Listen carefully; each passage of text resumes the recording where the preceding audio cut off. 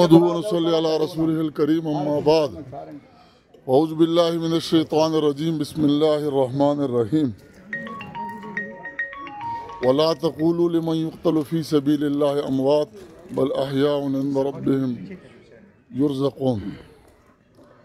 सदक़ल्लाहु मौलानल अज़ीम। इंसानी मुसलमान की ज़िंदगी के दो हिस्से हैं, एक मौत से पहले का है और एक मौत से बाद का है। इन दोनों में ज़िंदगी जो मौत से पहले गुजारनी है उसके लिए बेहतरीन ज़िंदगी वो है जो सदाकत के साथ हो, और मरने के बाद जो मौत है बेहतरीन मौत वो है जो शहादत वाली हो। इसलिए हमें ज़िंदा रहना है सदाकत के साथ, और अल्लाह करे कि हमारी मौत आए शहादत के साथ। शहादत असल में गवाही को कहा जाता है, शाहिद या शहीद गवाह को कहा जाता है, और शहादत ये एक सरमदी ज़िंदगी का नाम है। और शहादत है मतलूब व मकसूद मोमिन, न माल गनीमत न किश्वर कुशाई। मौत वैसे भी आनी है, अल्लाह ताला शानू से शहादत वाली मौत मांगी गए। शहादत शहीद का ऐसा मकाम है कि कोई आदमी जन्नत जाने के बाद वापस दुनिया में आने की आरजू नहीं करेगा बजुज़ शहीद के। वो कहेगा कि या अल्लाह मुझे दोबारा दुनिया में भेज दे ताकि मैं दोबारा शहादत की इस लिज्जत और इस मर्तबे को पालूं। और ये शहीद का एजाज़ है कि उसको जन्नतुल फिरदौस का वादा किया गया होता है। लेकिन याद रखें, ये शहीद चार तरह का होता है। एक वो है जो दुनिया और आखिरत दोनों लिहाज से शहीद होता है। एक वो है जो दुनिया के लिहाज से शहीद है, आखिरत के लिहाज से नहीं।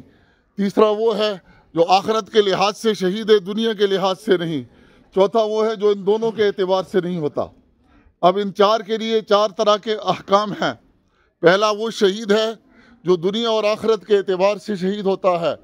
ये वो होता है जो इस्लाम की खातिर लड़ता रहता है और मैदान जंग में उसकी मौत आती है। और इसके अहकाम क्या हैं? इसका हुक्म ये है कि इसको न गुस्ल दिया जाएगा न इसको कफन दिया जाएगा। ये अपने खून में नहा गया है, यही कपड़े इसके लिए कफन होते हैं। अलबत्ता इसका जनाजा पढ़ा जाएगा। जनाजा ये भी शवाफी के नज़दीक इसका जनाजा भी नहीं पढ़ा जाएगा क्योंकि ये मगफूर है और ये बख्शा हुआ है। लेकिन हमारे हनाफ के उलमा के नज़दीक इसका जनाजा अदा किया जाएगा, इसलिए नहीं कि इसकी बख्शिश हो जाए, इसलिए कि इसके अंदर शामिल होने वालों की बख्शिश हो जाए। तो ये वो पहले दर्जे का शहीद है जिसके बारे में ये हुक्म है। दूसरा शहीद वो है जो आखिरत के लिहाज से शहीद है लेकिन दुनिया में उस पर शहादत के अहकाम चालू नहीं होते। ये वो शहीद है जो मैदान जंग के अंदर जख्मी हो गया था और उसको हॉस्पिटल ले गए, अस्पताल में उसकी रूह निकली है। इसमें दुनिया के अंदर जो शहीद के अहकाम है उस पर चालू नहीं होंगे।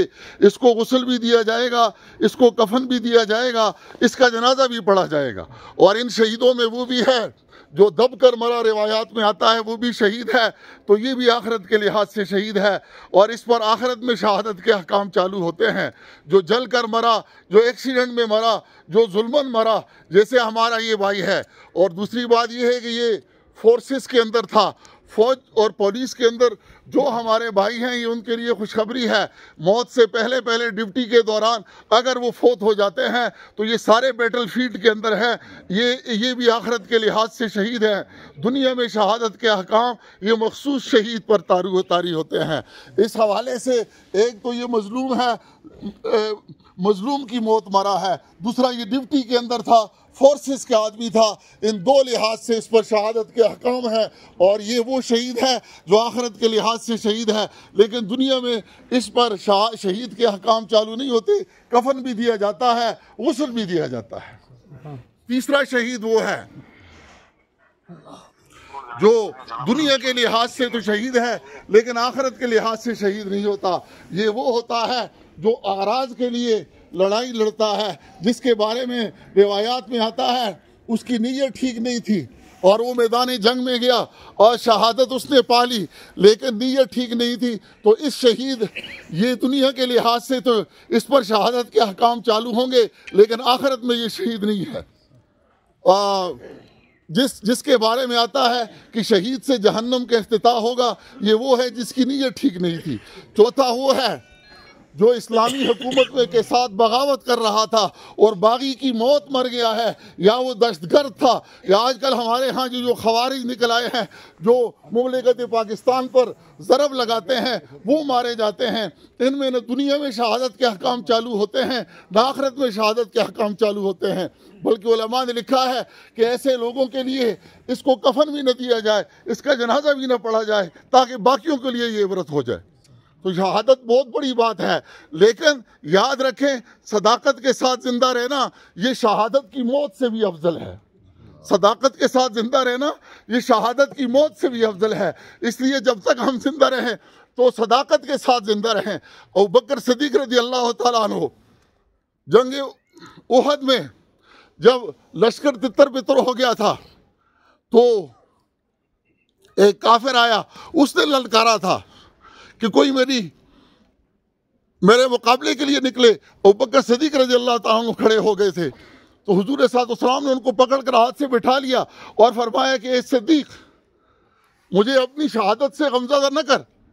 इस हदीस से उलमा ने ये इस्तिदलाल निकाला है कि सिद्दीक की जिंदगी शहीद की मौत से अफजल है। इसलिए फरमाया कि ताजिर सदूक मान नबीयीन व शुहदा यौमुल क़ियामा, सच्चे ताजर का हशर क़यामत वाले दिन शहीद के साथ होगा। क्यों? ये सच्चा ताजर दिन में कई मरतबा अपनी ख्वाहिशों पर छुरी फेरता है और शहीद एक दिन शहीद होता है।